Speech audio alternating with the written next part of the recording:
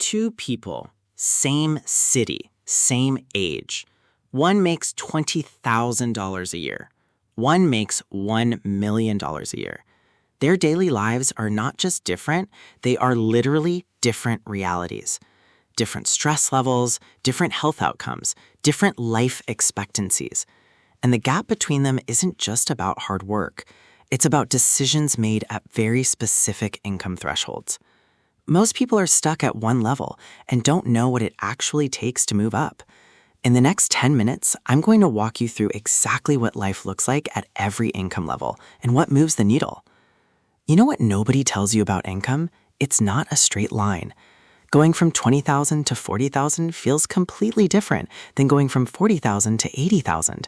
The math doubles, but the experience doesn't, and that confuses people a lot. You get a raise, you feel like things should be easier, but somehow you're still checking your account before every grocery trip. That's not a character flaw. That's lifestyle inflation, and it's invisible when you're inside it. According to a 2025 Federal Reserve survey, 40% of Americans can't cover a $400 emergency without borrowing. That's not just people making 20 grand. That's people making $60, $70, even $80,000 a year. Because income without a system doesn't build wealth. It just builds bigger bills. You're not behind because you don't make enough. You're behind because nobody mapped out what each level actually requires. Until now.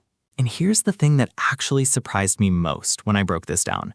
The income level where most people think they've made it is actually the most dangerous one. There's one specific threshold, and I'll tell you exactly which one, where people stop being careful.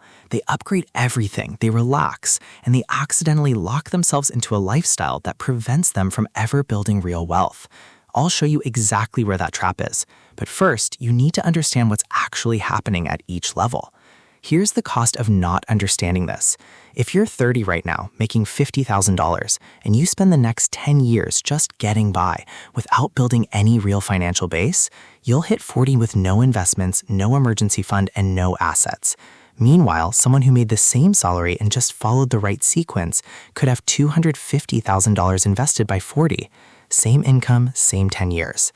The difference is understanding what each income level actually demands of you. Every level has a different primary job. At $20,000, your job is survival and skill building. At $50,000, your job is margin and automation. At $150,000, your job is tax strategy. At $1 million, your job is protecting what you've built. If you're doing the wrong job for your income level, you're leaving money on the table every single year. Let's be real about this level. At $20,000 a year, that's roughly $1,600 a month after taxes. Rent, food, transportation, you're already over budget in most American cities. This level isn't about investing yet.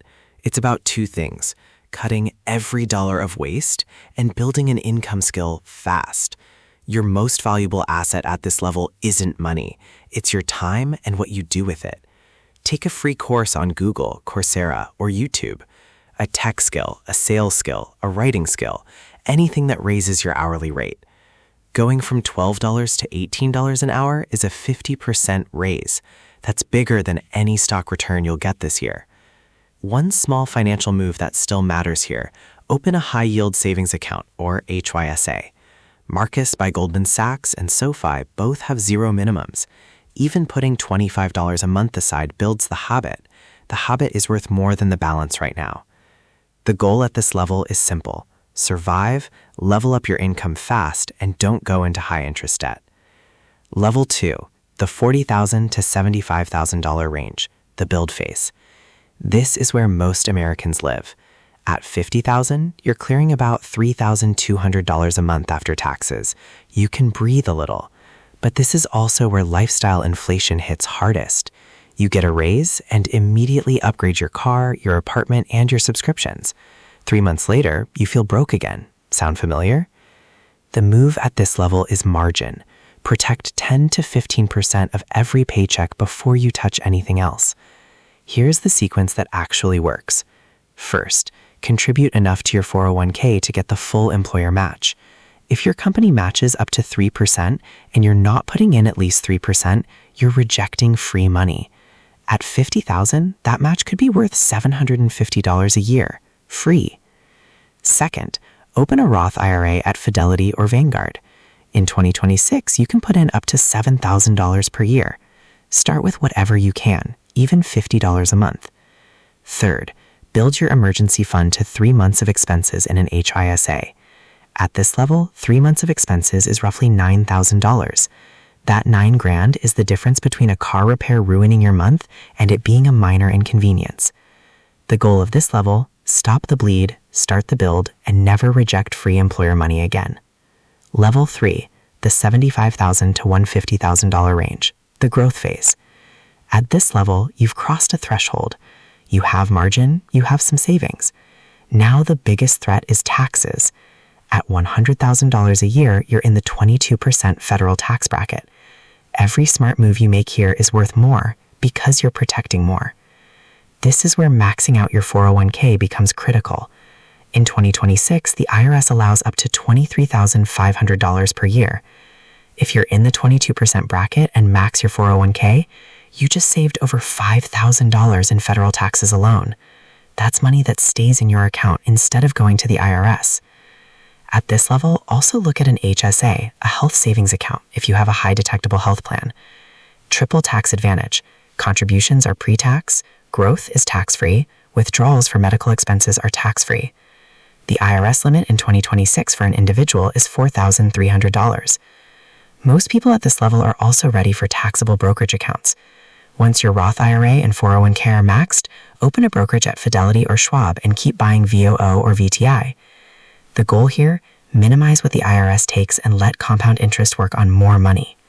Level 4, the $150,000 to $300,000 range, the optimization phase.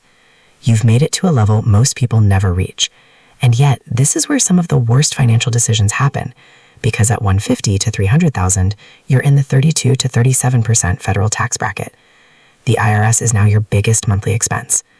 This is where you need a CPA, not a tax preparer, a CPA who does proactive tax planning. At this level, your salary is no longer the most important number. Your effective tax rate is. Someone earning $200,000 with a 20% effective rate takes home more than someone earning $200,000 with a 30% effective rate. That's a $20,000 difference every year. At this level, also look at backdoor Roth IRA contributions. You earn too much to contribute to a Roth IRA directly, but there's a legal workaround. Contribute to a traditional IRA, then convert it. The IRS allows this. It's called a backdoor Roth. Your financial advisor should be setting this up for you. The goal at this level: your returns come from saving on taxes, not just growing income. Now, here's the part most people get completely wrong about income levels. Everyone assumes the $1 million earner is the most financially secure, but here's what the data shows. A 2024 Charles Schwab study found that 60% of people earning over $100,000 a year still feel financially stressed, not because of lack of income, because of lifestyle lock-in. Here's the thing about high income without financial discipline. Your fixed costs grow with your income. $1 million house, a luxury car lease, private school tuition. These aren't luxuries anymore. They feel like necessities. And when income drops, a layoff, a business downturn, a market shift, the person with $1 million in income and $1 million in annual expenses has zero financial cushion. Meanwhile, someone making $200,000 who lives like they make $100,000 builds $1 million net worth in under 10 years. The twist is this: your income level doesn't determine your wealth. Your savings rate does, every single time. All right, whatever level you're at right now, here are 3 things to do this week. This week, do these 3 things. Number 1, figure out your actual savings rate. Open Mint.com or YNAB, you need a budget, and connect your accounts. Add up everything you saved last month, 401k, Roth IRA, HYSA, and divide by your gross income. If it's under 10%, that's your problem, not your income. Number 2, if you're in the 40K to 150K range and not getting your full employer 401k match, fix that today. Log into your HR portal. Increase your contribution by even 1%. On a $50,000 salary, 1% is $500 a year, and your employer likely matches it. That's a 100% return before the market does anything. Number 3, if you're earning over $75,000 and you don't have a Roth IRA open, go to Fidelity.com right now. Open one, deposit whatever you can, buy VOO or VTI.